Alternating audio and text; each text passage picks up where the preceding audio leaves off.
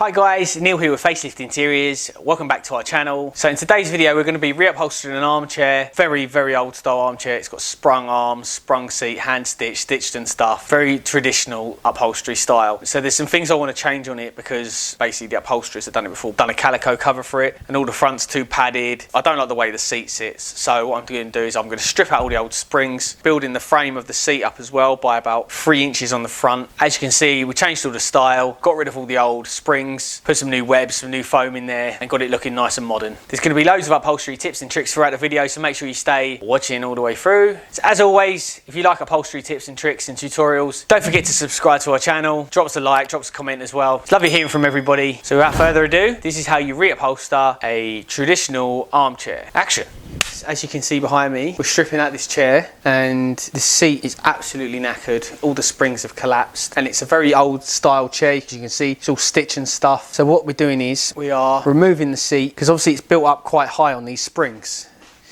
And this is called stitch and stuff upholstery, where all the springs are lashed together. It's a very old style way of doing things. So what we do is we're ripping out the whole seat. We're going to start again. And as you can see, there's a padded front edge, which I didn't want. I want a nice clean front edge because I want the fabric to come down to here, staple off, and then another pipe border there. And then we're going to put facings on the front. So these are padded here. Got to get rid of these because I want a nice padded face on the front. So what we're doing here is we're taking off all the old springs and then we're going to build this up. What we're going to have to do is put wood in here. We're going to have to build this front edge up by about 3 inches with wood. So the next stage of this is going to be quite a lot of wood work. We're going to have to use a lot of glue, a lot of screws and make sure it's absolutely rock solid. So what we're going to do is finish stripping this out, then we're going to put the new rails in and then we'll upholster the arms and we'll upholster the back.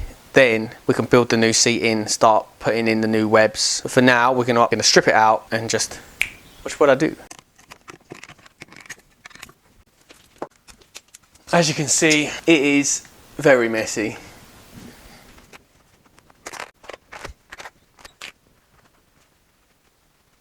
I'm going to sand down these legs because they are tatty and old, so I don't want to send them out, so I'm going to sand them down and restain them and revarnish them. We previously uploaded a video on how to stain and varnish your wooden features on your furniture. We'll leave it in the link above.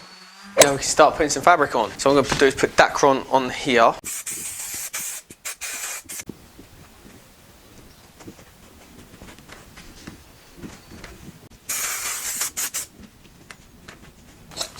Snipping into here to allow Dacron to curve around. I'm just going to cut away.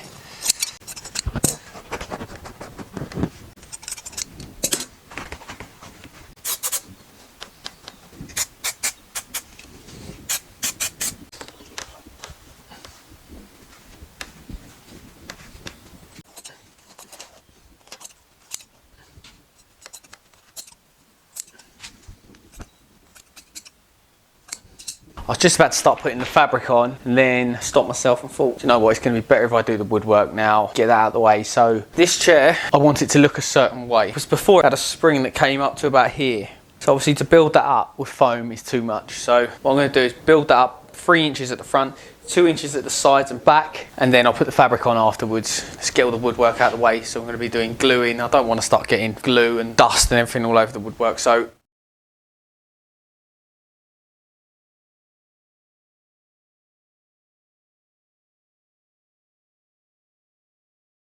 finally we can do some upholstery. See here where we've had to build the frame up. That is a 3-inch bit of hardwood. So we've screwed in from the sides, we've glued it, screwed down, screwed in from the sides, screwed up. We've put corner braces in all the way round. Now we're ready to do some upholstery. So we've got some Dacron on the arms, we've got a bit of fabric cut. So we measured from here to under here and then from the widest point here to the widest point at the back. And now we can start putting some fabric on. So I'm just going to start by getting this arm fixed in place. Make sure you've got enough here for your pleats at the front. I'm going to put one staple in there, one under here.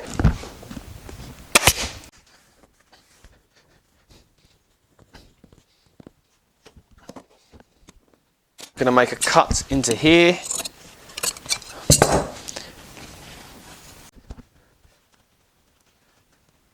And then a staple at the bottom here.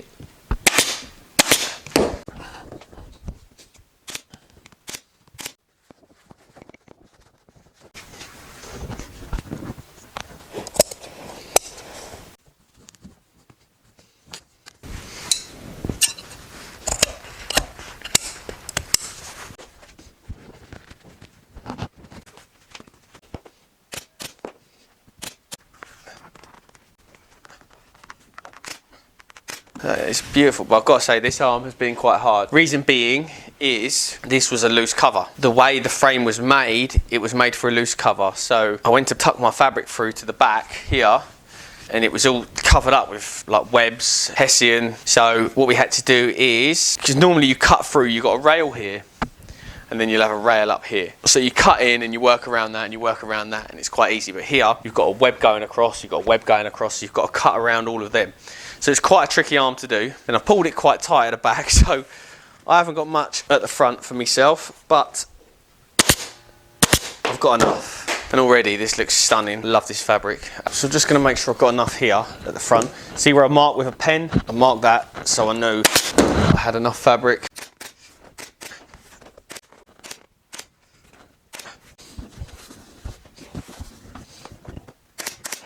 You can see what I'm doing here, guys. Rolling my hand up and over, making sure this arm is nice and smooth. Silky smooth, huh?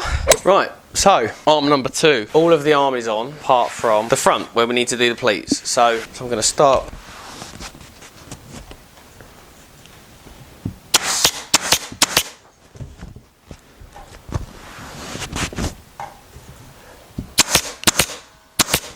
As we work our way up, our fabric is going to essentially tell us where he wants the pleats.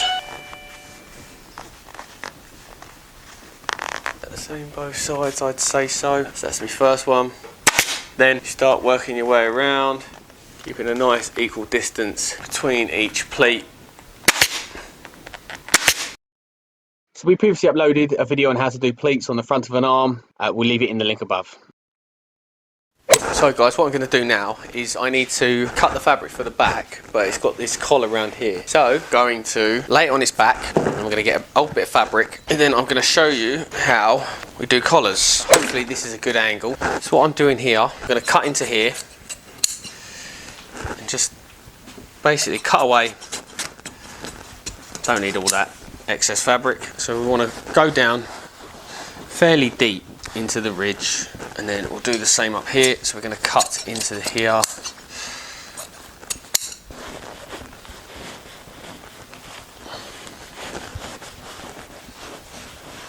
Then what we're going to do is get our pencil and run it quite deep into the ridge. So what we're doing is marking where our collar is going to go.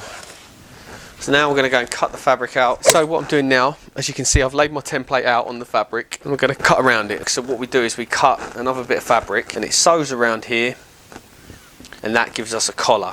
And a collar is put on to basically help you get around corners without it puckering up, because if you try to put just a big bit of fabric on, it would look terrible, to be honest. It would all gather up in the corners. So a collar is used to basically sew on so you don't have any gathering. Beautiful. Right, so you can see here that I've put this pattern in the middle, which is what I wanted. So now I'm going to sew some fabric around here to give us a collar to pull on, and then good to go. What I'm going to do now is I'm going to sew this bit of fabric around here. So I'm going to start here, I'm going to sew round to about here. Okay, so we're going to sew them on, they're going to sew around there, and they are our collars.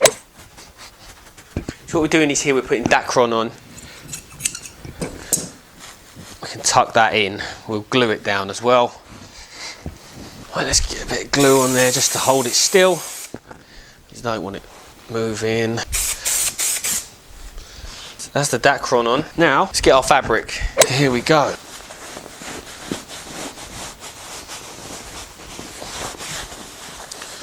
What we'll do is we're just tucking down our collars, finding where we want them and how we want them to sit. So what I'm going to do now is I'm going to start fixing on the back. So I'll probably put a couple of staples down here, and then staple up here at the top, then start working my collar round. I've put a couple of staples in the top. Just going to start working this over. I'm going to pull the collars in, staple them off, then I'm going to pull down, because then I can pull down and pull all the bagginess out of it. If there's any pucker in here, I can pull it down. So what I'm going to do is staple the inside backs off first. So the problem I've got with this chair is quite a problem. You can see here, you've got all these webs. So you've got to cut around them and try and get your fabric to lay the way you want it to. Then we've got this bit here, which is obviously getting caught around this web. Check it, because you don't want to be pulling too hard.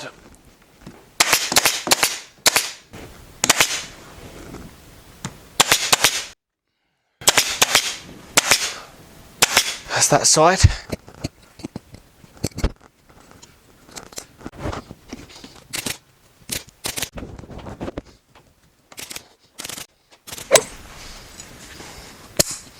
So what I'm doing here is I'm just cutting away all this excess fabric that I'm not going to need. The rest of it we can tuck under and send away. Right, it's pleat time.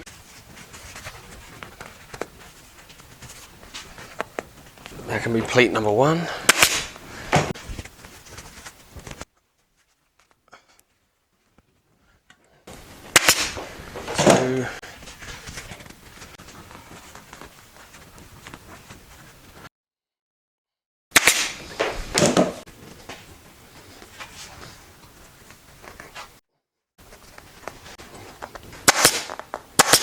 As you can see, what we've done here, we have built this front edge up by 3 inches. That is 3-inch hardwood, and then we've got 2-inch hardwood going all the way around the sides. Reason being is because this was a sprung unit before. It had a big spring, came up to about the same height. So I'm going to basically web this up now. Done the inside back, we've done the arms. Now we're going to start building the seats. We're going to web it front to back, side to side, and then we're going to put Hessian on. Then we're going to put some edge roll on the front. Then we're going to put some 1 inch up to it and then 1/2 inch over the top, and that should be the top of the seat built. So yeah, here we go. So we're going to use some elastic webbing to do this seat.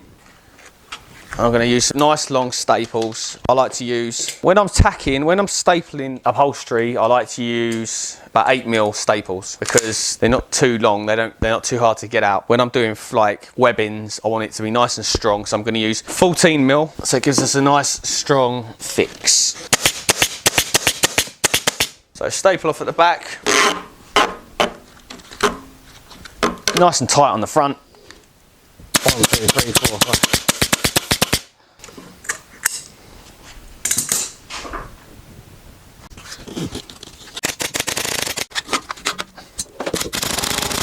Now the reason I put webs on here is because getting springs on is going to be really difficult the way this frame is built. So I've decided to just do webs instead of springs. Then what I'm going to do is put an edge roll on this front edge across here, so I get a nice edge finish on the front.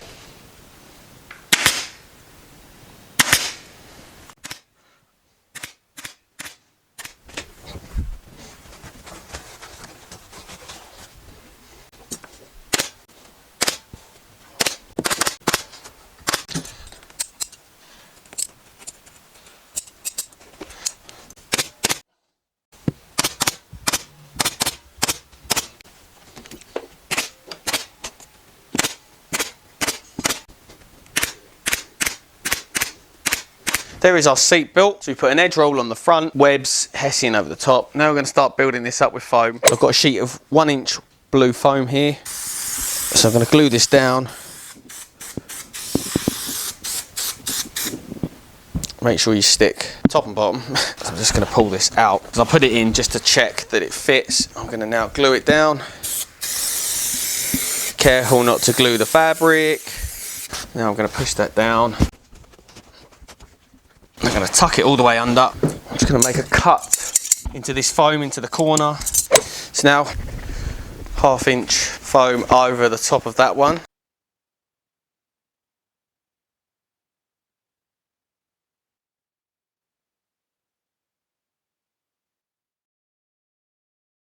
What I've done here, guys, is I've lashed the seat in.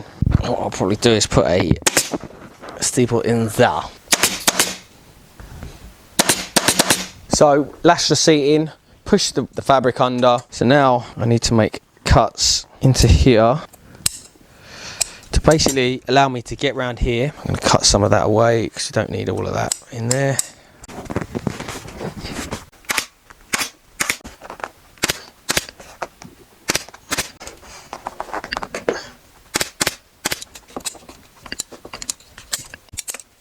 Right, so that's the seat on. Now we're going to do a piped front border. Right, so what we're doing now is we're putting our front border on and we want to pattern match it, but this is just a bit of piping that's going on first.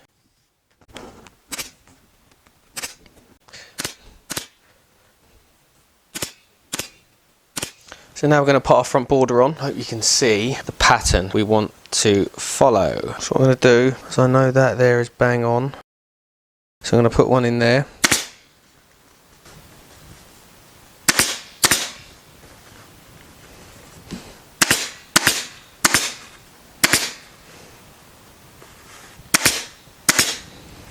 So that is a beautiful pattern match. Now I'm going to put a back tack cardboard strip across there and then some padding. Then I can tack that off.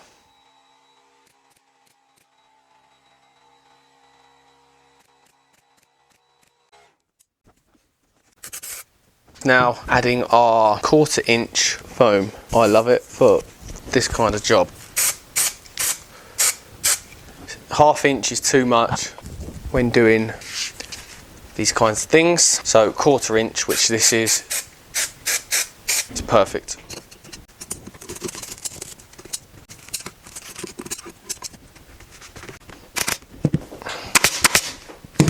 And now we're pulling it down, stapling off on the front.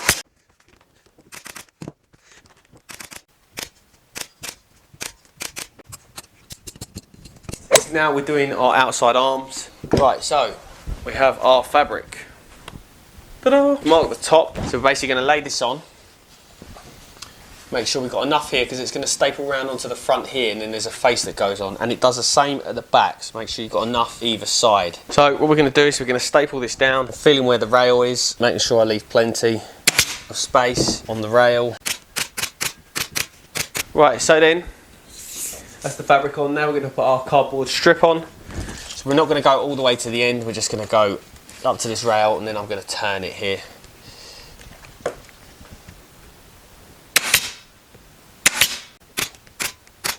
So I staple close to the edge to make sure it doesn't fold. Check as you go, that looks nice and clean. I'm using 14mm staples here, and I tend to use 14mm staples when I'm doing back tack or ply grip. Basically, if you're doing outside backs, outside arms, because obviously there's two fabrics on here, then there might be an old fabric or a bit of webbing, so you've got to get through. If you're using like 8mm staples, they might not go all the way through, and you want a good fit when it comes to this.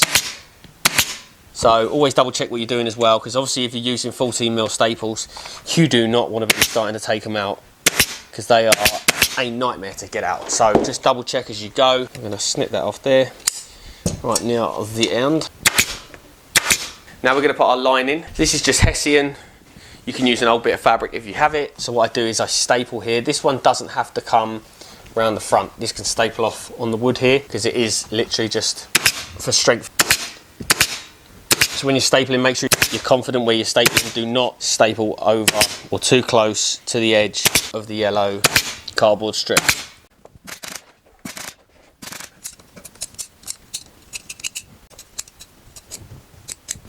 Now we need is Dacron on top, and then we can start stapling off. We are also going to staple this on.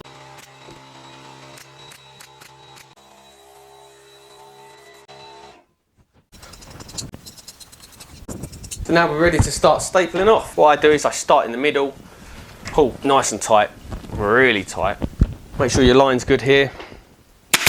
1, 2. And we start working our way along.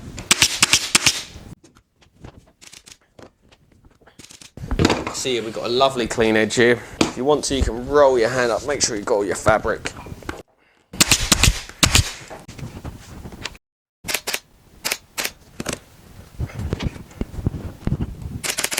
So now we need to work around this leg here. So what we're going to do is we're going to cut down vertically,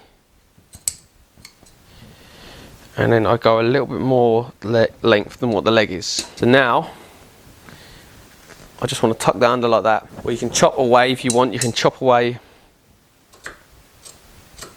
1/2 inch, because you're not going to need all that under there. So what I do is I pull that under, and I pull that nice and tight. Then I can staple off around the back. And I can also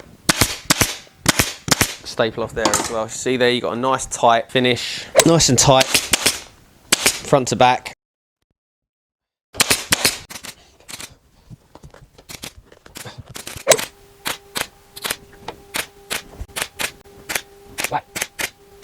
So what I'm doing here is I'm putting my piping on. Hello, you're a very handsome man. So what I'm doing is I'm tacking my piping off, following the shape of the wood. So what I've done is I've cut the piping out of there, turned that back on itself, stapled it off, then I'm going to put the metal gripper all the way down to there. So now metal gripper. Apologies here, my microphone seems to have died on me. We have previously uploaded a detailed video on how to do an outside back, so we will leave that in the link above. So here's the finished product. Really pleased. As you can see, the pattern match following over on the border onto the cushion, and then the central pattern running up all the way over and down the back. If you'd like to see a detailed video on how to do a pattern match, how to plan your cuttings out, leave a comment below, and if we've got enough people interested, that's sure something we can get done in the near future. Thanks for watching, guys. See you next time.